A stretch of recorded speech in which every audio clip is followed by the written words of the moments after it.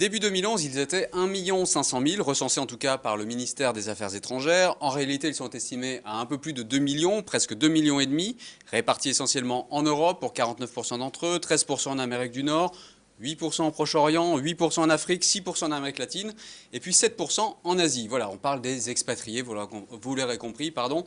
On parle des Français qui sont partis s'installer à l'étranger. Expatriés, on verra que c'est parfois un abus de langage. Précisons que ce sont des statistiques qui évoluent et qui sont en forte croissance, plus 70% entre 2005 et 2010. Et précisons aussi qu'on parle des Français installés à l'étranger et qu'ils sont pourtant, malgré cette forte croissance, assez peu mobiles comparés à certains de leurs voisins européens, en particulier les Anglais. Pour parler de ce sujet complexe, on le verra, j'ai le plaisir d'accueillir Nathalie Leroy. Bienvenue. Merci, bonjour. Bonjour. Nathalie, vous avez été expatriée en Suède, au Portugal, et maintenant vous aidez les expatriés, mais vous aidez également leurs employeurs et leurs familles, les familles expatriées, dans les aspects logistiques et les aspects aussi interculturels. En d'autres termes, vous les aidez à s'installer le mieux possible dans leur nouveau pays de résidence. C'est bien ça. Charles André, bonjour. Maître Bonjour. André, vous êtes avocat associé au sein de la division Human Capital de Ernst & Young, société d'avocats, et vous accompagnez les entreprises dans toutes les, on va dire, les formalités, tous les aspects administratifs, immigration, droit du travail, sociaux, fiscaux également. Donc accompagner les expatriés et les entreprises qui les emploient. Bienvenue. Alicia Berthaud, bonjour. Bonjour. Alors Alicia, vous êtes notre témoin du jour, vous êtes la future expatriée, vous allez partir dans quelques jours à Dubaï. Vous allez nous raconter dans quel contexte et pourquoi vous avez pris cette décision, et puis le début de cette aventure, puisque vous n'en êtes qu'au début, même si j'imagine qu'il a fallu y réfléchir bien en amont. Bienvenue Alicia. Merci. Et Paul Mercier, enfin, bonjour. Vous êtes le directeur général de la zone Afrique, de Michael Page International. Michael Page, c'est un cabinet de recrutement, on peut le définir comme ça. Oui. Vous accompagnez les entreprises dans le recrutement de leurs futurs expatriés, et pas seulement, parce que vous avez également une activité africaine locale. Donc, vous recrutez également pour les entreprises africaines, des candidats africains. Alors, pour commencer cette première partie, on va essayer de faire un état des lieux. Dire de quoi on parle. Alors on parle d'expatrié, mais c'est une notion qui est assez discutable. Qu'est-ce que c'est qu'un expatrié? De quoi parle-t-on exactement? Qu'est-ce qu'il faut pour être expatrié? Est-ce que Alicia est expatriée? On parle d'immigration, d'expatriation. Qui veut nous préciser ça?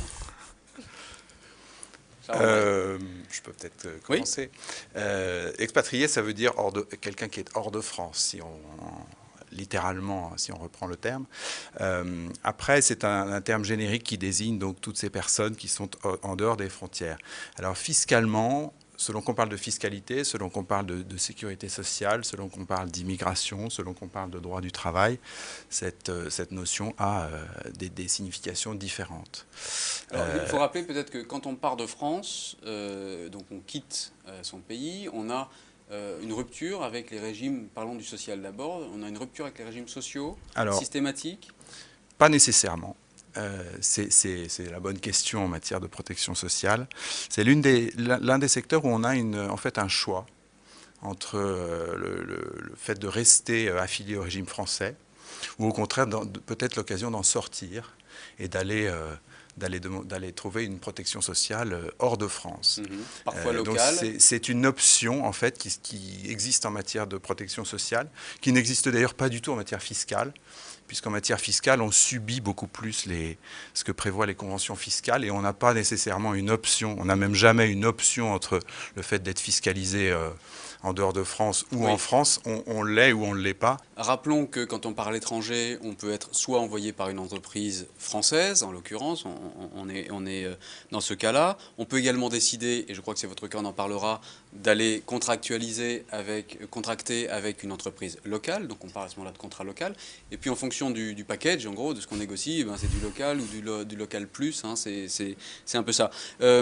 Peut-être, est-ce qu'on peut préciser la notion de détachement, alors en termes de sécurité sociale, détachement versus expatriation, dans quel cas, comment ça marche? Je ne sais pas qui veut répondre.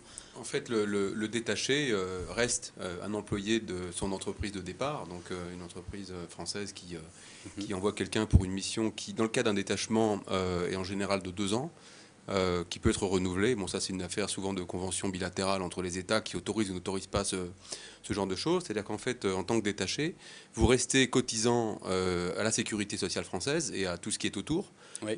Et donc, vous ne cotisez en rien au système de protection sociale du pays qui vous accueille. Ça, c'est systématique. Oui, oui. Quand on est détaché, on est exonéré quelque part. En fait, vous n'êtes exonéré, vous êtes comme un salarié local, français, qui va juste exercer une mission à l'étranger. Donc vous avez ce qu'on appelle un avenant de détachement qui est apporté à votre contrat de travail. Vous êtes de passage comme si vous étiez dans un voyage d'affaires. Voilà. Et finalement, en quelque sorte, rien n'a changé. C'est ça. Voilà. Là où l'expatrié, lui, en principe, met fin à son contrat de travail d'origine.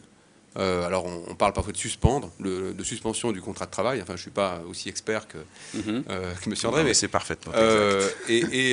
On signe, en réalité, dans le cas d'un contrat d'expatriation, on signe un contrat local avec l'entreprise d'accueil, qui est donc à l'étranger, et donc on devient un employé local. Parlons un petit peu du coût, un instant. On a vu que ça avait tendance plutôt à baisser, mais on imagine qu'un expatrié, ça coûte très cher.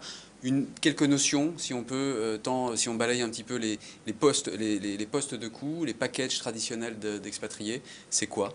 C'est combien? C'est x2, x3? C'est difficile à dire parce que ça dépend des pays, ça dépend... Est-ce qu'on a toujours des primes de risque systématiquement? Là, alors, je vous exclue un petit peu pour l'instant, pardonnez-moi, mais on parle des Français qui sont envoyés dans le cadre de leur entreprise d'origine. Les primes de risque ou ce qu'on appelle le cost adjustment, ça existe toujours, ça? Les primes de risque en Europe, aujourd'hui, je ne suis pas sûr que ça existe encore, mais oui, par exemple... Il y a des pays dans lesquels il y a des pays où c'est plus justifié. On ne les appelle pas comme ça, mais parce que c'est déjà... c'est pas très vendeur, en fait. Hein, d'accord. Alors, on va dire les ajustements salariaux. Voilà, mais non, mais si vous partez en Irak pour reconstruire une route, bon, évidemment, vous n'êtes pas, en principe, si votre entreprise a par ailleurs d'autres activités en Europe continentale, ou dans des pays faciles, on va dire, et il est assez logique qu'en tant qu'expatrié, vous ayez peut-être un petit quelque chose de plus que vos collègues qui sont partis, eux, en Italie ou en Allemagne. Le profil, en gros, c'est plutôt quelqu'un qui part seul, au contraire, ou en famille. C'est plutôt quelqu'un qui va partir en se disant « je ne reviendrai jamais » ou quelqu'un qui dit « voilà, je reviens dans 3 ans ». Est-ce qu'on peut dégager un profil plutôt type? Alors... il y a les motivations aussi. Quelles sont les motivations? Il y a toujours l'idée d'un retour, puisque en général, sauf cas très exceptionnel, vous ne signerez jamais un CDI avec la société dans laquelle vous êtes embauché localement. On a une exception. Oui, mais là, on est dans un cas de contrat local. On n'est pas dans le cadre d'un groupe, et on est surtout à Dubaï, qui est un pays qui, de toute façon, a une main-d'œuvre, même qualifiée. 90% des managers, de toute façon, sont des expatriés à Dubaï. Mais si vous partez dans un pays, alors si je veux parler de l'Afrique, on ne vous laissera jamais signer un CDI local. On vous donnera un visa de travail qui est conditionné dans le temps, qui est renouvelable éventuellement une fois, et c'est tout. Donc déjà, l'idée de retour, elle est conditionnée dès le départ. Dès le départ. On va parler avant d'arriver sur cette troisième partie d'émission, on va parler des difficultés, je vous le rappelle. Est-ce qu'on s'enrichit toujours financièrement? C'est un peu une idée qu'on a en tête en partant vivre à l'étranger, expatrié ou pas? Probablement de moins en moins. La tendance est quand même à la réduction des coûts du côté de l'employeur, forcément.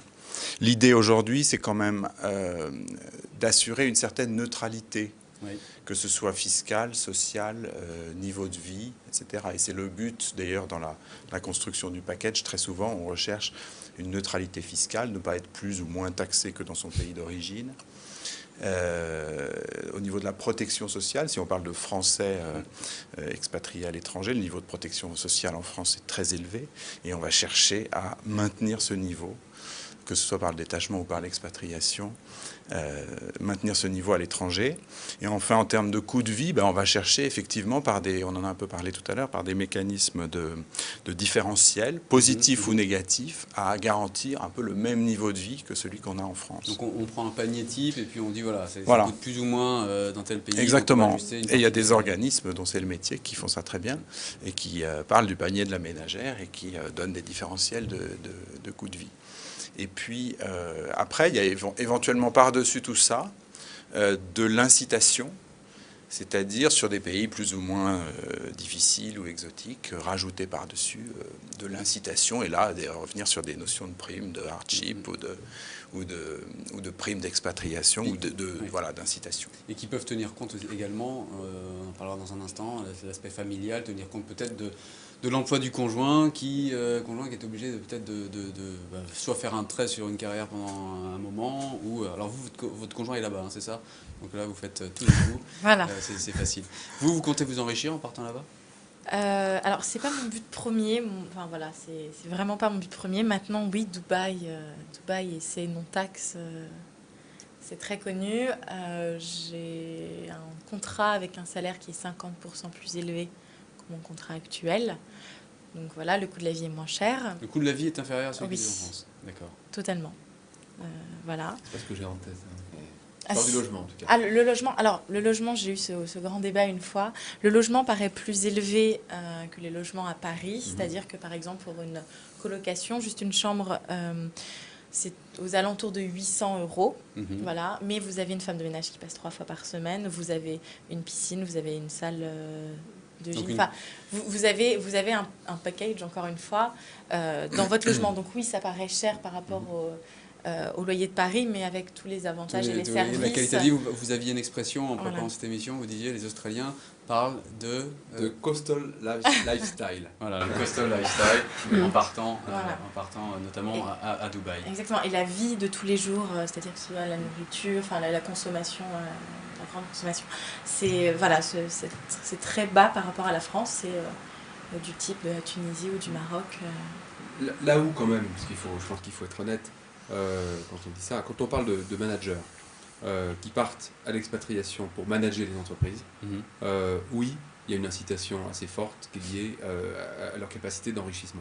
Et à une prise de risque professionnelle également. Ce qui va vraiment, oui, mais bon, est-ce que dans un monde globalisé, est-ce que est-ce que le risque professionnel qui est pris est si élevé que ça? Enfin, c'est pas sûr. C'est pas sûr. Alors mais on va en parler sur le retour, parce qu'on en parlera dans un instant sur le retour. On ne gagne pas quand même à tous les coups. Revenons un instant sur le package d'expatriation. Vous êtes au cœur de cette problématique. Est-ce que vous constatez que les entreprises continuent à intégrer dans leur package toutes les notions de logement, d'école, également d'interculturel, préparation interculturelle? Je pense que pour les basiques, tout ce qui est déménagement, recherche de logement, inscriptions aux écoles, tout ça c'est maintenu. Il me semble que les aspects interculturels, préparation psychologique sont moins soutenus. Je ne saurais pas dire dans quelle tendance s'ils sont plutôt à la baisse ou pas, mais c'est vraiment quelque chose qui peut être défaillant, et surtout ce qui est défaillant, c'est le retour. Alors on parlera effectivement des risques de l'expatriation dans quelques instants, et ça en fait partie, la gestion du retour. La gestion interculturelle aussi, c'est finalement être prêt à être confronté à une autre culture. Vous êtes prête à vous confronter à la culture dubaïote, si on peut parler de culture dubaïote, pardonnez-moi. Oui, parce que je suis déjà venue à Dubaï plusieurs fois, donc je connais Dubaï, je connais sa culture, je connais ses avantages et ses inconvénients. Donc non, ça ne me fait pas peur du tout. Alors justement, on va marquer une courte pause. On va accueillir Audrey Carlotti, notre chroniqueuse, et on va parler justement des risques liés à l'expatriation. A tout de suite.